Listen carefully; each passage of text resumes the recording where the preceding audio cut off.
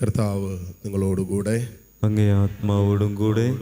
മർക്കോസിന്റെ വിശുദ്ധ സുവിശേഷത്തിൽ നിന്നുള്ള വായന. കർത്താവേ, അങ്ങേക്ക് മഹത്വം. അധ്യായം 5, 1 മുതൽ 12 വരെയുള്ള തിരുവചനങ്ങൾ. അക്കാലത്ത് ജനക്കൂട്ടത്തെ കണ്ടപ്പോൾ യേശു മലയിലേക്ക് കയറി. അവനിരുന്നപ്പോൾ ശിഷ്യന്മാർ അടുത്തെത്തി. അവൻ അവരെ പഠിപ്പിക്കാൻ തുടങ്ങി. ആത്മാവിൽ ദരിദ്രരായവർ ഭാഗ്യവാന്മാർ, സ്വർഗരാജ്യം അവരുടേതാണ്. വിലപിക്കുന്നവർ ഭാഗ്യവാന്മാർ, അവർ ആശ്വസിപ്പിക്കപ്പെടും. ശാന്തശീലർ ഭാഗ്യവാന്മാർ, അവർ ഭൂമി അവകാശമാക്കും. നീതിക്ക് വേണ്ടി വിശക്കുകയും ദാഹിക്കുകയും ചെയ്യുന്നവർ ഭാഗ്യവാന്മാർ, അവർക്ക് സംതൃപ്തി ലഭിക്കും. കരുണയുള്ളവർ ഭാഗ്യവാന്മാർ, അവർക്ക് കരുണ ലഭിക്കും. ഹൃദയശുദ്ധിയുള്ളവർ ഭാഗ്യവാന്മാർ, അവർ ദൈവത്തെ കാണും. സമാധാനം സ്ഥാപിക്കുന്നവർ ഭാഗ്യവാന്മാർ, അവർ ദൈവപുത്രന്മാരെന്ന് വിളിക്കപ്പെടും. നീതിക്ക് വേണ്ടി പീഡനമേൽക്കുന്നവർ ഭാഗ്യവാന്മാർ, സ്വർഗരാജ്യം അവരുടേതാണ്. എന്നെ പ്രതി മനുഷ്യർ നിങ്ങളെ അവഹേളിക്കുകയും പീഡിപ്പിക്കുകയും എല്ലാവിധ തിന്മകളും നിങ്ങൾക്കെതിരെ വ്യാജമായി പറയുകയും ചെയ്യുമ്പോൾ നിങ്ങൾ ഭാഗ്യവാന്മാർ. നിങ്ങൾ ആനന്ദിച്ച് ആഹ്ലാദിക്കുവിൻ. സ്വർഗത്തിൽ നിങ്ങളുടെ പ്രതിഫലം വലുതായിരിക്കും.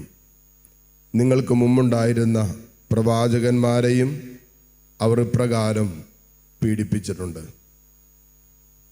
കർത്താവിൻ്റെ സുവിശേഷം. ക്രിസ്തുവേ, അങ്ങേക്ക് സ്തുതി. മിശിഹായിൽ ഏറ്റവും സ്നേഹമുള്ളവരെ, ഇന്നത്തെ പ്രതിവചന സങ്കീർത്തനത്തിൽ നമ്മൾ വായിച്ചത് ഇവിടെ ഇങ്ങനെയാണ്: എനിക്ക് സഹായം എവിടെ നിന്ന് വരും? എനിക്ക് സഹായം കർത്താവിൽ നിന്ന് വരുന്നു. ആകാശവും ഭൂമിയും സൃഷ്ടിച്ച കർത്താവിൽ നിന്ന്. ഈ സന്ദേശമാണ് ഇന്നത്തെ വായനകളിലൂടെ കർത്താവ് തരിക. ആദ്യ വായന നമ്മൾ ശ്രദ്ധിച്ചാൽ മനസ്സിലാക്കാൻ പറ്റും. ഏലിയ പ്രവാചകൻ രാജാവിനോട് ചെന്നിട്ട്, ഇനി ഞാൻ പറഞ്ഞാലല്ലാതെ ഈ ദേശത്ത് മഴ പെയ്യില്ല എന്ന് പറയുകയാണ്. ഇത് പറഞ്ഞിട്ട് അവിടെ നിന്നില്ല. കാരണം നിന്ന് കഴിഞ്ഞാൽ കഴുത്തിന് മീതെ തല കാണില്ല എന്നറിയാവുന്നത് കൊണ്ട് കർത്താവ് തന്നെ ഏലിയ പ്രവാചകനോട് പറഞ്ഞു, നീ കെറീത്ത് അരുവിക്ക് പോയി സമീപമായി താമസിച്ചോളാൻ പറഞ്ഞു. ഒളിച്ച് താമസിക്കുക കെറീത്ത് അരുവിക്ക് സമീപത്ത്. അങ്ങനെ കെറീത്ത് അരുവിക്ക് സമീപം കർത്താവ് പറഞ്ഞത് കേട്ട് ഈ പ്രവാചകൻ താമസിക്കുമ്പോൾ ചെയ്തെന്നാണെന്നറിയാവോ? കർത്താവ് തന്നെ പ്രവാചകന് വേണ്ടത് കൊടുക്കുകയാണ്. അപ്പവും ഇറച്ചിയൊക്കെ കൊണ്ടുവന്നുകൊണ്ട് കൃത്യസമയത്ത് പ്രവാചകന് കൊടുക്കുകയും ഈ കെറീത്ത് അരുവിൽ നിന്ന് വെള്ളം കുടിക്കുകയും ചെയ്യുക. അതിന് കർത്താവ് കാക്കകളെ നിയോഗിക്കുക. നമ്മൾ ചിലപ്പോഴെങ്കിലും പറയാറുണ്ട്, ആദ്യത്തെ കേറ്ററിംഗ് സർവീസ് ഈ കാക്കകളാണെന്ന്. കാരണം അവർ കൃത്യസമയത്ത് നല്ല അപ്പോ ഇറച്ചിയും കൊണ്ടുവന്ന് പ്രവാചകന് കൊടുത്തുകൊണ്ടിരിക്കുക. വെള്ളം ആവശ്യത്തിന് കുടിക്കാനായിട്ട് കെറീത്ത് അരുവിയുണ്ട് എന്നുള്ള. അതായത് കാക്കകളെ കൊണ്ടുപോലും പരിപാലിക്കുന്ന ദൈവത്തിൻ്റെ സ്നേഹമാണ് നമ്മളവിടെ കാണുന്നത്. അതുകൊണ്ടാണല്ലോ സങ്കീർത്തകൻ ചോദിച്ച, കർത്താവ് എനിക്ക് സഹായം എവിടെ നിന്ന് വരും? എനിക്ക് സഹായം കർത്താവിൽ നിന്ന് വരുന്നു. ആകാശവും ഭൂമിയും സൃഷ്ടിച്ച കർത്താവിൽ നിന്ന്. ദൈവം നമ്മെ ദൈവിക വഴികളിലൂടെ നടക്കാൻ പ്രേരിപ്പിക്കുമ്പോൾ, ദൈവം നമ്മെ ദൈവിക ആലോചനകൾക്ക് വിധേയപ്പെട്ട് ജീവിതത്തിൽ മുന്നോട്ട് പോകാൻ തീരുമാനമെടുക്കാൻ പ്രേരണ തരുമ്പോൾ, ആ പ്രേരണ അനുസരിച്ച് നമ്മൾ ജീവിക്കാൻ തീരുമാനമെടുക്കുമ്പോൾ, ദൈവം നമുക്ക് വേണ്ടത് എങ്ങനെയാണ് തരുന്നതെന്ന് നമുക്ക് ചിന്തിക്കാൻ പോലും പറ്റുകയില്ല. നമുക്ക് സ്വപ്നം കാണാൻ പറ്റുന്നതിലും മീതെയായിരിക്കും ദൈവത്തിൻ്റെ പദ്ധതി പൂർത്തിയാകുന്നത്. അതുകൊണ്ടാണല്ലോ നമുക്ക് ഒരിക്കലും ചിന്തിക്കാൻ പറ്റില്ല കാക്കകൾ കൊണ്ടുവന്ന് ഭക്ഷണം തരുന്നത്. സാധാരണ നമ്മൾ കാക്കയ്ക്ക് ഭക്ഷണം കൊടുക്കുകയെന്ന് അല്ലേ?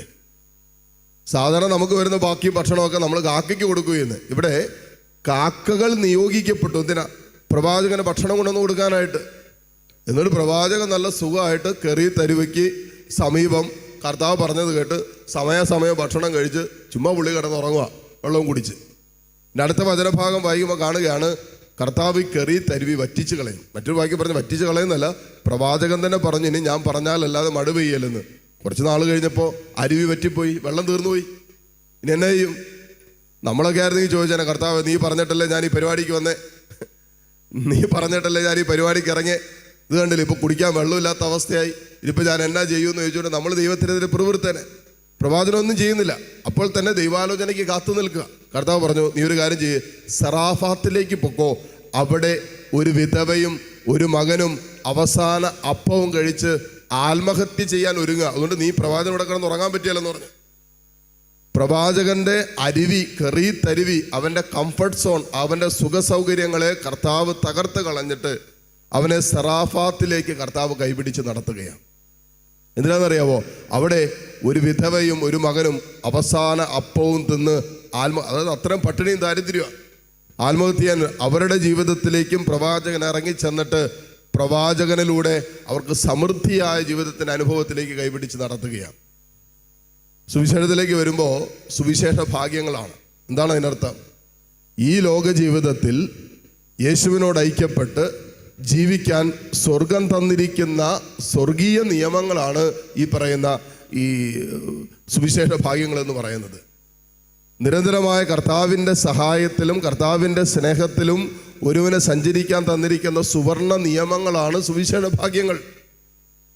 ഈ ഭൂമിയിൽ സഹനങ്ങൾ, വേദനകൾ, തിരസ്കരണങ്ങൾ, ഒറ്റപ്പെടലുകൾ, യേശുവിനെ പ്രതിയുള്ള ഇതിലൂടെ എല്ലാം നമ്മൾ കടന്നു പോകുമ്പോഴും കർത്താവ് നമ്മുടെ കൂടെയുണ്ട് എന്ന് തന്നെയുള്ള സന്ദേശമാണ് ഈ സുവിശേഷ ഭാഗങ്ങളിലൂടെ നമുക്ക് തരുന്നത്.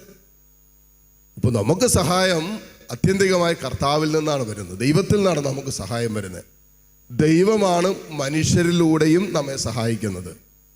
ജീവിതത്തിൻ്റെ പല അനുഭവങ്ങളിലൂടെയും ദൈവിക സഹായമാണ് നമ്മൾ ഇത് മനസ്സിലാക്കി കഴിഞ്ഞാൽ ഒരു പ്രശ്നം വരുമ്പോൾ നമ്മൾ ദൈവത്തിങ്കിലേക്ക് ആദ്യം ഓടുകയുള്ളൂ, മനുഷ്യരിലേക്കല്ല, ദൈവത്തിങ്കിലേക്ക് ഓടും.